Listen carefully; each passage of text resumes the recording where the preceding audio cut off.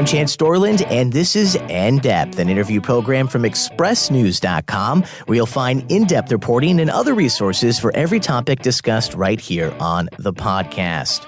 Recently, San Antonio Express News reporter John MacCormack and Liz Teitz have been investigating a 35-year-old Navy veteran accused of killing 4 sex workers and assaulting a 5th. A list of crimes that has earned him the title of serial killer. I'm joined now by both John and Liz to discuss their research into this story. John MacCormack and Liz Teitz, of course, thank you both for joining me today. Let's start with, obviously, the hardest part of this news story. Tell me about the victims and, of course, the families who are now mourning the loss of their loved ones. Chance, there were 4 people killed in over a 2-week period in Laredo, and they were all identified by authorities as sex workers, prostitutes. They worked on a stretch of Bernardo Avenue north of the downtown that's a little run down. And in chronological order, the first woman killed was Melissa Ramirez. She was 29, and she had 2 kids, and she had addiction problems. And her body was found September 3rd north of Laredo off the beaten path.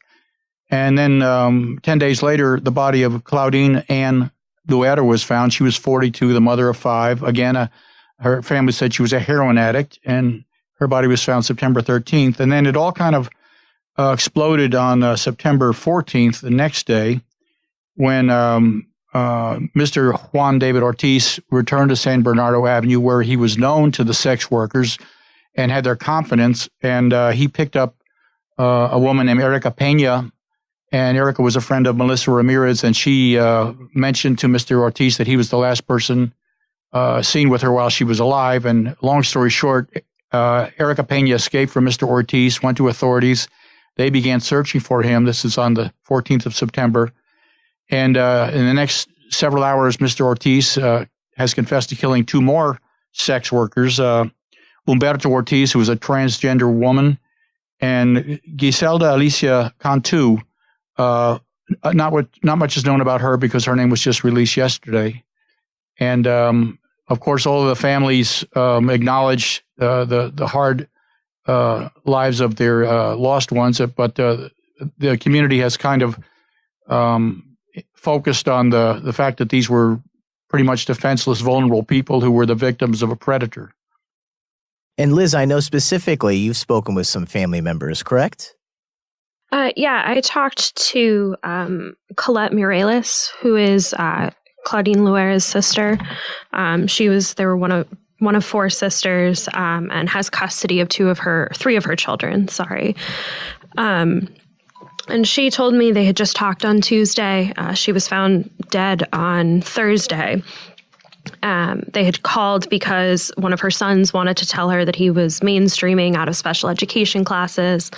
He was so excited about this for his senior year, and so he wanted to call his mom, and she was just in complete awe and so proud of him. She said she'd been living on the street for about 5 years, and she was an addict, but that she, always made sure to tell her sister to tell the kids how much she cared about them. And she said the family, knowing that she was on the street, had always kind of lived in fear of getting this phone call that she'd overdosed, but never, would have ever expected that she was going to be the victim of a crime like this. I spoke in Laredo to Maria Cristina Benavides, who's the mother of Melissa Ramirez. We went to her home, and there was a little altar set up which had the ashes of Ramirez in an urn, and there was a Bible, and there was a candle, and there was a photograph of another child of Miss Benavides who had died earlier, and she was still quite fearful. She said, "Look, I don't really know who killed him, or I don't really know who killed her. I don't know how many were involved, and I don't want my face in the paper or the names of my children." And she described her daughter as a kid who went to high school through the 11th grade, dropped out,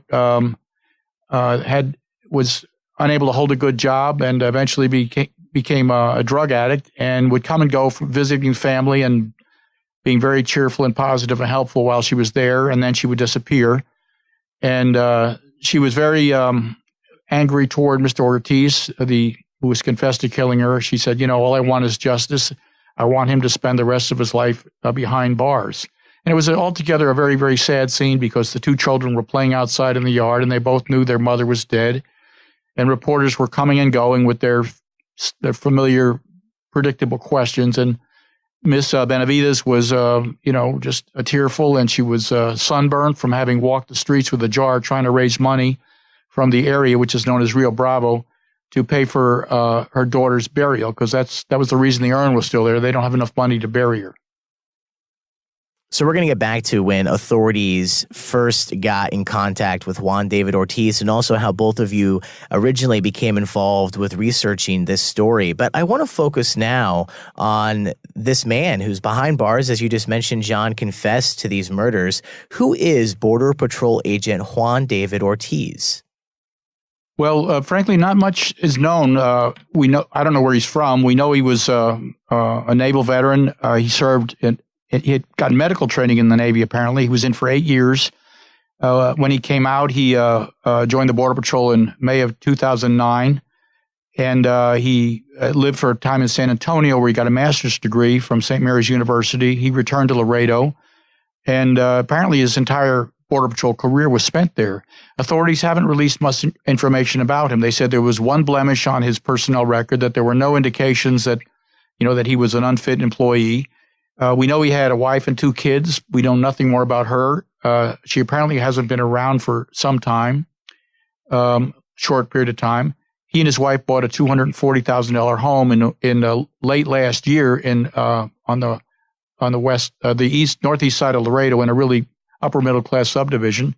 And so I guess you could say that he was an unremarkable senior Border Patrol agent and a supervisor in an intelligence unit who had not distinguished himself in any way, good or bad, before this whole episode began unraveling.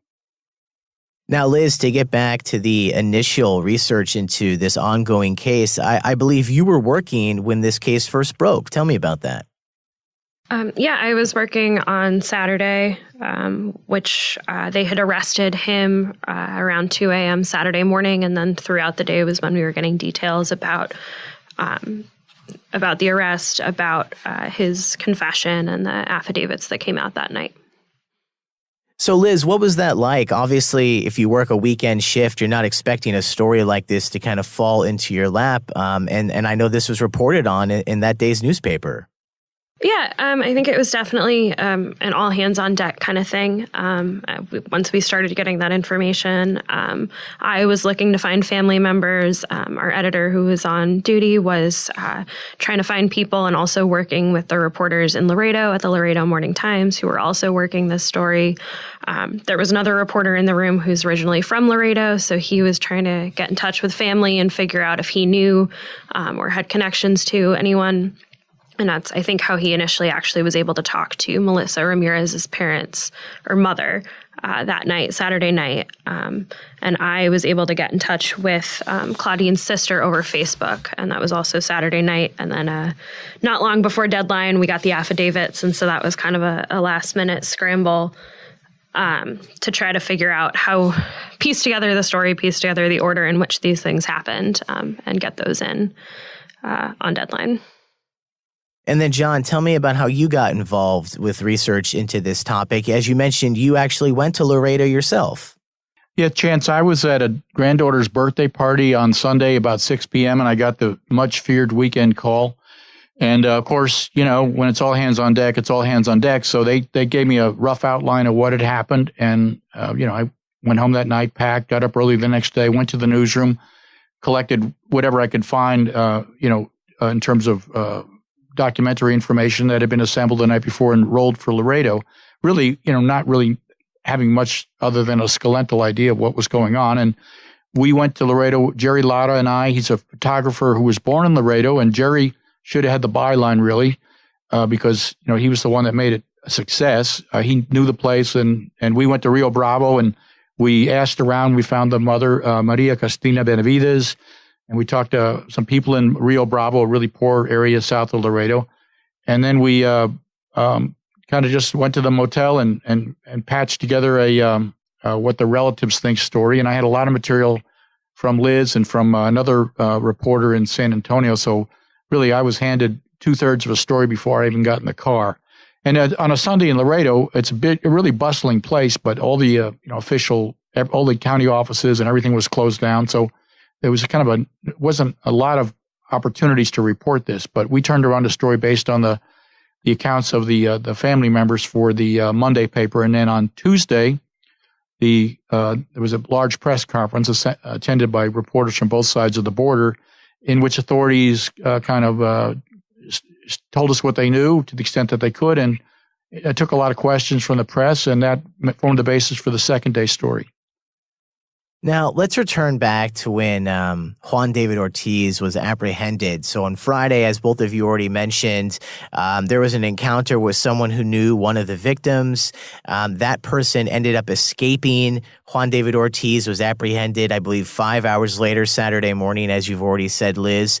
And authorities are now saying that he apparently had prepared to have some sort of shootout with police officers, and that obviously didn't take place. He's now in custody. He's apparently confessed to these murders. So tell me about how all of that happened and where that leaves us now.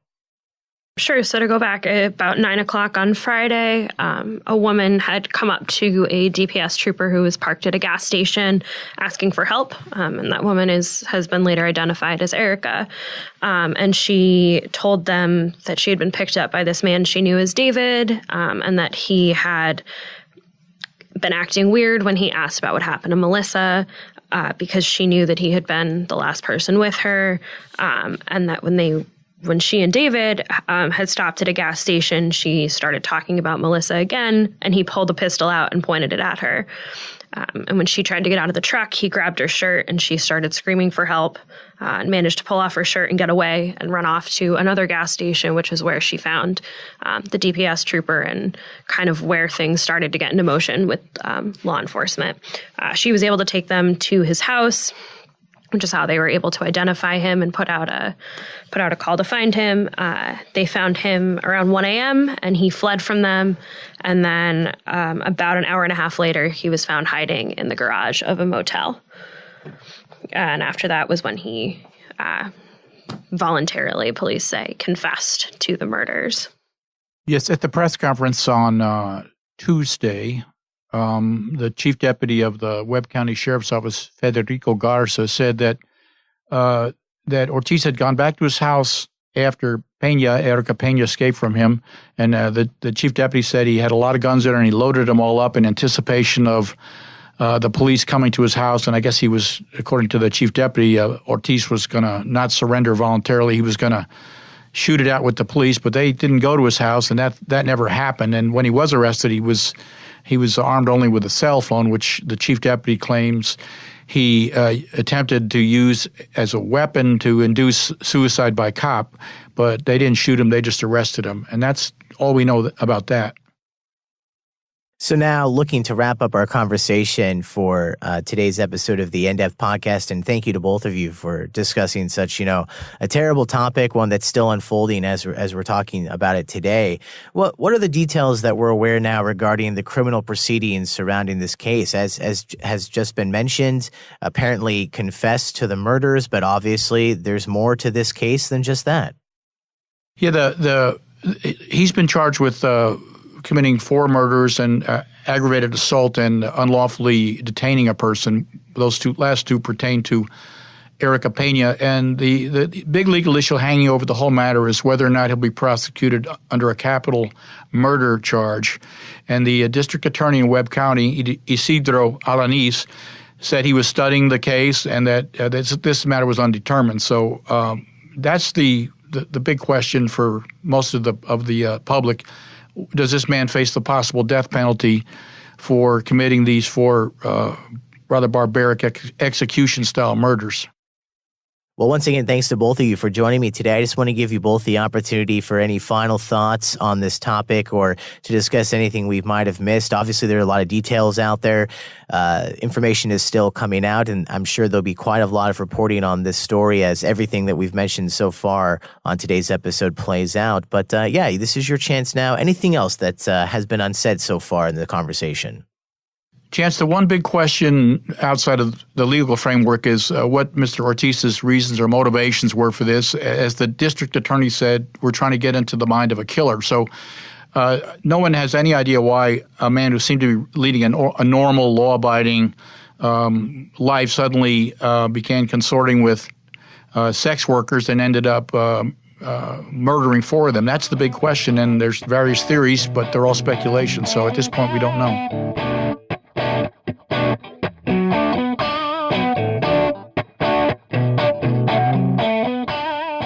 And thank you to San Antonio Express News reporters John MacCormack and Liz Teitz for joining me for today's episode of the In-Depth Podcast, an interview program from expressnews.com. For the San Antonio Express News, I'm Chance Dorland.